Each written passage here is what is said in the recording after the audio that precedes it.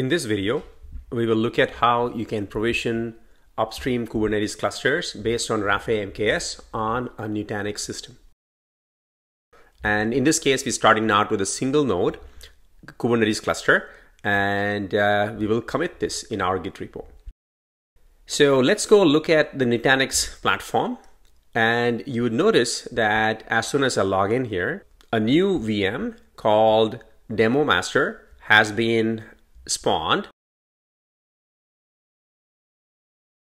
And as you can see here, a Kubernetes cluster has been also dynamically created based on the workflow, and a node has been detected, and in a few seconds the node will start downloading artifacts from the Rafay controller and installing all the resources required on the node to form a cluster. And once the cluster is successfully provisioned, it will be brought to the desired state, in this case a certain blueprint. As you can see, the synchronization is underway, and once that is complete, the cluster will report back its operational status as ready, and as you can see here, provisioning is complete.